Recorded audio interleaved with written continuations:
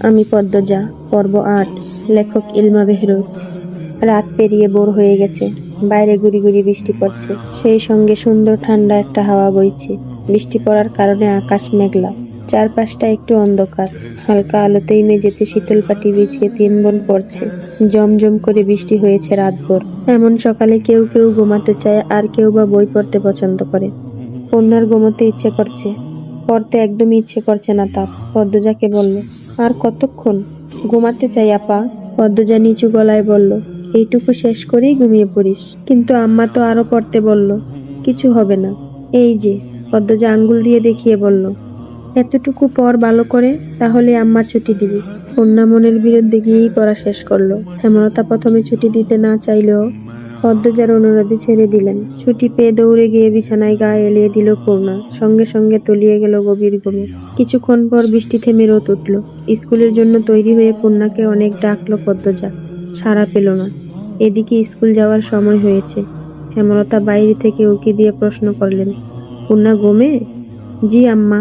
সে জানে না স্কুল আছে, তবুও কোন আক্কেলে ঘুমালো। মায়ের রাগের ফলাফলের কথা ভেবে পদ্মজা খুব ভয় পাচ্ছে। আজ পূর্ণা নির্ঘাত মার খাবে।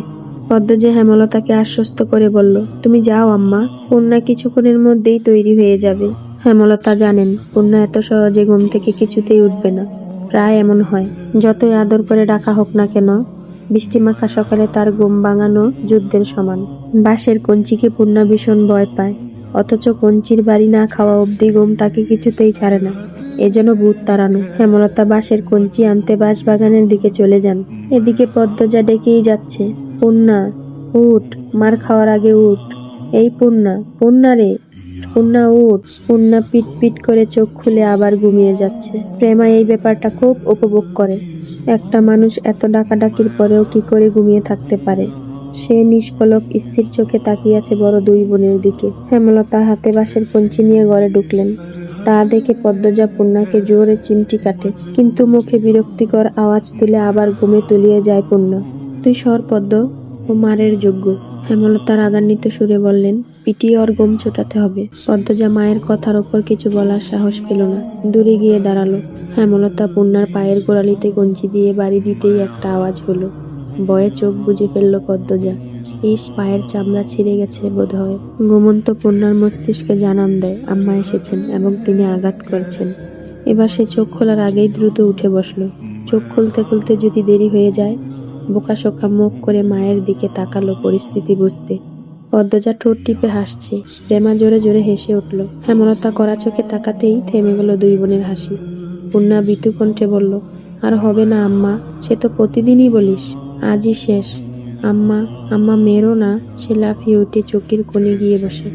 এমন সময় ঘন মেঘে আকাশ ছেয়ে গেল, শোনা গেল বজ্রপাতের আওয়াজ। মনে মনে পূর্ণা প্রেমা খুশি হলো। আজ আর স্কুল যেতে হবে না। বাড়ি থেকে অনেক দূর স্কুল। আম্মা নিশ্চয় যেতে না করবেন। পূর্ণা খুশি লুকিয়ে প্রশ্ন করল, মেঘ আসবে মনে হয়, যাবো স্কুলে? মেঘ তোর কি সমস্যা করলো? এখনই যাবি স্কুলে, তৈরি হ। হেমলতা চলে যেতেই পূর্ণা বুড়ো কুচকে থম মেরে বসে রইল। পদ্মজা তাড়া দেয়, বসে আছিস কেন? জলদি কর, নয়তো আবার মার খাবি। পূর্ণা তীব্র বিরক্তি নিয়ে স্কুলের জন্য প্রস্তুত হয়। বর্ষাকাল চলছে। রাতে বিরতিহীন বৃষ্টি হওয়ায় কাদা জমেছে রাস্তায়। পথ চলা কষ্টকর। ৩ বোন হাতে জুতা নিয়ে পা টিপে হাঁটছে। তাদের মনে কাজ করছে পিছলে পড়ে গিয়ে বই খাতা নষ্ট হওয়ার ভয়। অর্ধেক পথ যেতে না যেতেই আকাশ ভেঙে বৃষ্টি নামলো। পথের পাশ থেকে বড় 3টা কচু পাতা ছিঁড়ল পদ্মজা। পূর্ণা প্রেমার হাতে দুটো দিয়ে নিজের মাথায় ধরল তৃতীয়টি। তবে তাতে লাভ হলো না। মাথা না ভিজলেও শরীর ও বই খাতা ভিজে একাকার হয়ে গেল। পূর্ণা বিরক্তি প্রকাশ করলো, ভিজে স্কুলে গিয়ে লাভ কি আপা? দেখো, হাঁটু অবধি পায়জামা কাদা আর বৃষ্টির পানি দিয়ে নষ্ট হয়ে গেছে। পদ্মজা চিন্তিত হয়ে বলল, বুঝতে পারছি না কি করব। স্কুলে যাব নাকি বাড়ি ফিরব? আপা বাড়ি যাই, বলল প্রেমা। পদ্মজা একটু ভাবলো, এরপর দুই বোনকে বলল, ভিজে তো কতবারই গেলাম, আজও যাই, সমস্যা কি? পদ্মজা সম্মতি না দিলে বাড়িতে গিয়েও উঠতে পারবে না তারা। স্কুল ছুটির আগেও বৃষ্টি পুরোপুরি থামেনি। তখনও গুড়ি গুড়ি বৃষ্টি পড়ছিল। বৃষ্টিতে ভিজে ভিজেই বাড়ি ফেরার পথ ধরল দুই বোন। প্রেমার 1 ঘন্টা আগেই ছুটি হয়েছে। পদ্মজা নিচু কণ্ঠে জিজ্ঞেস করলো, স্কুলে আব্বা এসেছিলেন? প্রেমাকে নিয়ে গেছে। তোর সঙ্গেও তো দেখা হলো। পদ্মজার গলাটা করুণ শোনায়। পূর্ণার মন খারাপ হয়। আব্বা কেন তার এত ভালো আপাকে ভালোবাসে না? বৃষ্টির পানি ও মাটি মিশে কাদায় একাকার হয়ে গেছে পুরো পথ। কাদা মাটিতে হাঁটার মতো ভোগান্তি আর নেই। পূর্ণা যেভাবে হেলে দুলে হাঁটছে তাতে পদ্মজার ভয় হচ্ছে পড়ে না যায়। সে বোনকে ডেকে বলল, পূর্ণা সাবধানে হাঁট, পড়ে যাবি। তার সাবধানী বাণী শেষ হতেই ধপাস করে কাদামাটিতে পড়ে গেল পূর্ণা। আঁতকে উঠল পদ্মজা। পূর্ণার পা নিমিষেই ব্যথায় টনটন করে ওঠে। পদ্মজা দুই হাতে আঁকড়ে তোলার চেষ্টা করলো। পূর্ণা কিছুতেই উঠাতে পারছে না। পা যেন ব্যথায় অবশ হয়ে গেল। কাঁদো কাঁদো হয়ে পদ্মজাকে বলল, আপা, পা ভেঙে গেছে মনে হয়। ইস, এত ব্যথা করছে, মচকেছে বোধহয়। ঠিক হয়ে যাবে, ওঠার চেষ্টা কর, আমার গলা ধরে উঠ। গ্রামের পথ, গুড়ি গুড়ি বৃষ্টি হচ্ছে বলে পথে কেউ নেই। সামনের বিলে থই থই জল, তার পাশে ক্ষেত, ডানে বায়ে কাদামাটির পথ, পেছনে ঝোপঝাড়। পদ্মজা সাহায্য করার মতো আশেপাশে কাউকে দেখতে পেল না। এদিকে পা সোজা করার শক্তি পাচ্ছে না পূর্ণা। প্রচন্ড ব্যথা, ঠোঁট কামড়ে কাঁদছে সে। পদ্মজা না পারছে পূর্ণাকে তুলতে, আর না পারছে পূর্ণার কান্না সহ্য করতে। সে মনে মনে আল্লাহর কাছে সাহায্য প্রার্থনা করে, আল্লাহ সাহায্য করো। একটু পর পূর্ণাকে বলল, বোন আমার, একটু চেষ্টা কর উঠতে। পদ্মজার উৎসাহে পূর্ণা পায়ের পাতা মাটিতে ফেলল, কিন্তু সঙ্গে সঙ্গে ব্যথার বিজলি চমকে উঠল তার পুরো শরীরে। ও মা, ও আপারে, পারছি না, আমার পা শেষ, মরে যাব আমি। এসব বলিস না, পায়ের ব্যথায় কেউ মরে? অল্পক্ষণের মাঝেই আহত পা ফুলে 2 ইঞ্চি উঁচু হয়ে গেছে। তা দেখে আতঙ্কে চোখ মুখ নীল হয়ে গেছে পদ্মজার। কান্না পাচ্ছে তার। পদ্মজা আলতো করে চাপ দিতেই পায়ের ব্যথা চেঁচিয়ে উঠল পূর্ণা। একটু সাবধানে হাঁটলে কি হতো? ইস, এখন কি কষ্ট হচ্ছে। পদ্মজার চোখ জলে ভরে উঠেছে। আপা, আপারে, ব্যথায় মরে যাচ্ছি। পদ্মজা খুব কাছে পায়ের শব্দ পেল। সে চোখ তুলে তাকালো ক্ষেতের দিকে। পর মুহূর্তে হাসি ফুটে উঠল ঠোঁটে। সে উচ্ছ্বাসে চেঁচিয়ে উঠল, পূর্ণারে, আম্মা আসছে। হেমলতাকে দেখে পূর্ণার কলিজায় পানি প্রায়। মাকে দেখেই ব্যথা যেন অনেকটা কমে গেল। হেমলতা ছুটে আসছেন।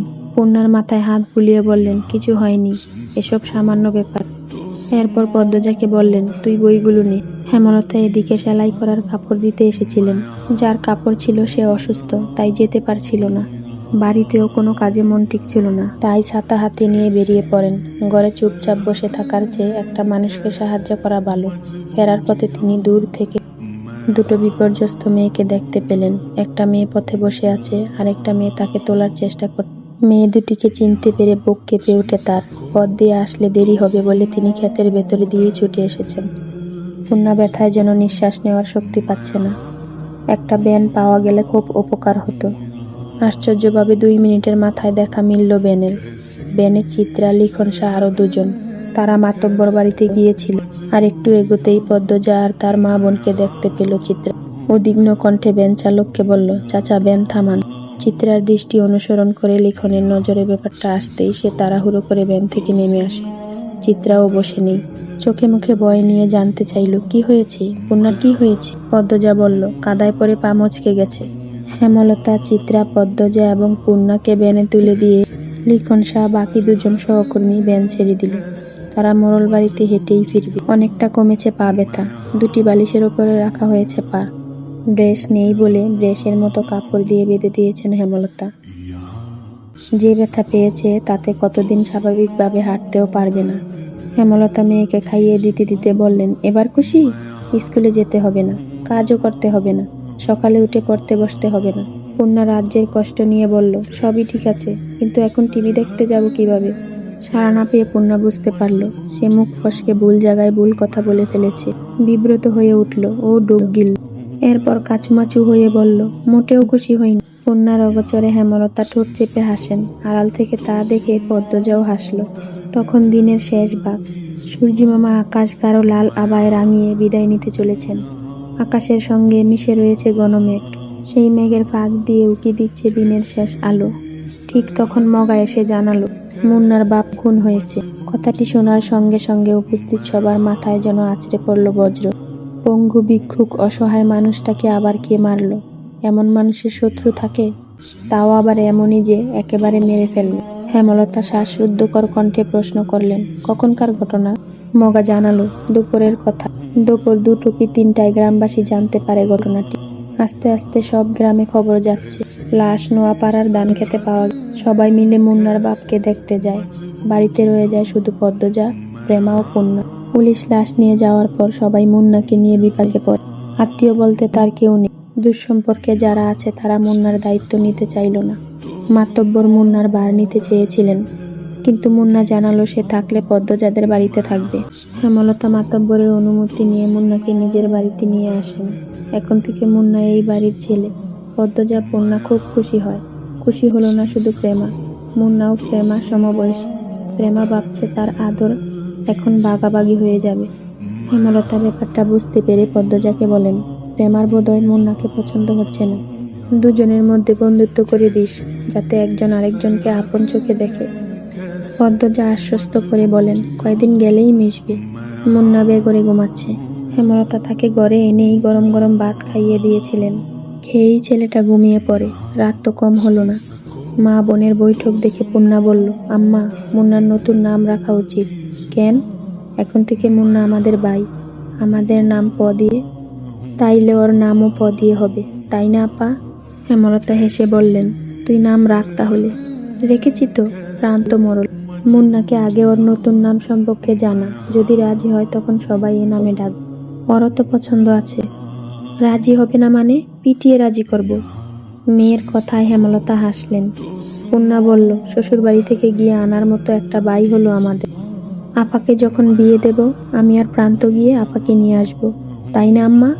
অসুস্থ হলে খুব কথা বলে পূর্ণা, মুখ বন্ধ রাখতেই পারে না। অনেক বছর আগের ঘটনা বা কয়েক বছর পর কি হবে তা নিয়ে অনবরত কথা বলতে থাকে। গহীন অন্ধকার। আজ বোধহয় অমাবস্যা। হেমলতা কালো চাদরের আবরণে গাপটি মেরে বারান্দায় বসে আছেন। হাতের কাছে ছুরি লাঠি। গত 3 দিন ধরে ঘরের পাশে পায়ের আওয়াজ শোনা যাচ্ছে। তখন ঘরে মোর্শেদ ছিলেন, আর যাই হোক পুরুষ তো, তাই সাহসও ছিল বুকে। আজ মোর্শেদ নেই। মুন্নাকে দত্তক নিয়ে বাড়িতে আনায় তিনি ঝগড়া করে বাড়ি ছেড়েছেন। কবে ফিরবেন ঠিক নেই। আজ কিছুতেই ঘুমানো যাবে না। হাতে নাতে সন্দেহকারীদেরকে ধরে এই বিপদ থেকে মুক্তি হতে হবে। কিন্তু অনেকক্ষণ হলো কেউ আসছে না। চোখ বুজে আসছে হেমলতার। সারাদিন অনেক খাটুনি গেল। কাদা মাটিতে ছপ ছপ শব্দ তুলে কেউ আসছে। হেমলতা সতর্ক হয়ে উঠেন, শক্ত করে ধরলেন লাঠি ছুরি। পায়ের শব্দটা কাছে আসতেই তিনি বেরিয়ে আসেন। অন্ধকারে মুখ পরিষ্কার নয়, আন্দাজে ছুঁড়ে মারলেন হাতের লাঠি। লাঠিটা বেশ ভালোভাবেই পড়ল সামনে থাকা ছায়াটির ওপর। হতবাগা আর্তনাদ করে বসে পড়ল মাটিতে। ততক্ষণে পেছনের ছায়াটি দৌড়ে পালালো। প্রথম জনও পালানোর চেষ্টা করলো, হেমলতার জন্য পেরে উঠল না। তিনি আরেকটা লাঠি দিয়ে আবার আঘাত করে বসেন। তার দৃষ্টি থেকে যেন আগুন স্ফুরিত হচ্ছে। আহত ব্যক্তির আত্মচিৎকার শুনে বাড়ির ভেতর থেকে ছুটে আসে সবাই। টর্চের আলোতে চারিদিকে আলোকিত হয়ে ওঠে। হেমলতা স্বাভাবিক ভঙ্গি নিয়ে দাঁড়িয়ে আছেন। তিনি যেন জানতেন এই ছায়াটিরই আসার কথা ছিল। আজই শুটিং দলকে বাড়ি থেকে বের করবেন, তবেই শান্তি। হই হুল্লোড় শুনে পদ্মজা, প্রেমা, মুন্না বেরিয়ে আসে। মুন্না ঘরেই রইল। চোখের সামনে ডিরেক্টর আবুল জাহেদকে দেখে চমকে গেল পদ্মজা। আর ঠিক তখনই কোথা থেকে যেন আগমন ঘটল মোর্শেদের।